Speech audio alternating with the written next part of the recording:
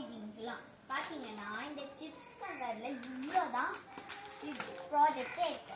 ஆனால் ஏன் இவ்வளோ பப்தாக இருக்குன்னா அது வந்து கெட்டு போகாமல் இருக்கு. நைட்ரஜன் கேஸை ஃபில் பண்ணியிருக்காங்க. அப்புறம் நெக்ஸ்ட் அதிகப்படியாக இருக்கிறது தான் ஆக்சிஜன். ஆக்சிஜன் இல்லாமல் நம்மளால வாழவே முடியாது. நெக்ஸ்ட் கம்மியாக இருக்கிறது carbon di oxide, dust particles, அப்புறம் வாட்டர் வேப்பர். இப்போ நம்ம ஆட் ப்ராப்பர்ட்டிஸ் என்னன்னு கற்றுக்கலாமா? ஆட் ப்ராப்பர்ட்டிஸ்னா என்ன? தன்மைகள். எல்லா விஷயத்துக்கும் தன்மை இருக்கும்ல. இது காத்துட தன்மை. என்னன்னு கற்றுக்கலாமா? It has no shape, smell, color, taste. We can feel it. It goes into the object. It takes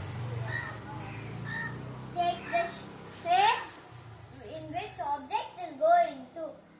Example, balloons. I will show you an example. Look, it takes the shape of the cover.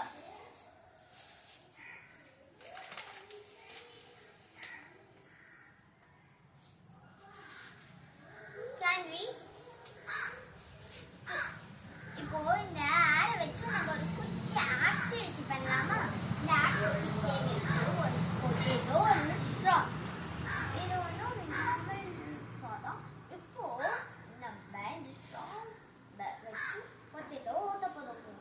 எப்படி ஊற்ற போகிறோம்? ஆனால் எப்படின்னா இந்த hand இருக்குல்ல, அது இந்த ஸ்ட்ராவை ஸ்ட்ராங்காக்கி இந்த பொட்டேட்டோவில் ஊற்ற போட வைக்குது. பார்ப்போமா? பண்ணுவோம்.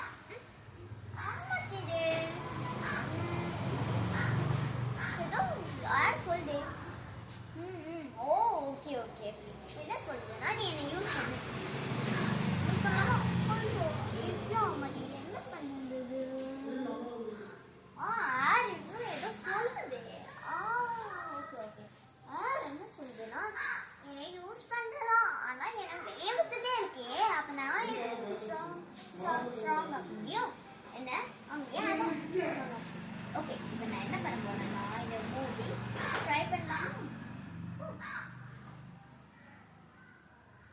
ஆயிடுச்சு. இது எப்படி? இதுக்கிட்ட இருக்கிற சயின்ஸ் ரொம்ப சிம்பிள் தான். எல்லா இடத்துலையும் ஆட் இருக்கு. இந்த ஸ்ட்ராக்குள்ளேயும் ஆட் இருக்கு. அதனால அப்போ நம்ம நான் வந்து இப்படியே வச்சிருந்த போது அந்த ஏர் மாலிக்யூல்ஸ் எஸ்கேப் ஆகிட்டே இருந்தது. ஆனால் இப்போ க்ளோஸ் பண்ணும்போது அந்த ஏர் மாலிக்யூல் ஸ்ட்ராப் ஆகி ஷாக்கு ஸ்ட்ரென்த் தந்து இந்த ஐ ப்ரெஷர் ஆகி இதை குத்த வைக்குது.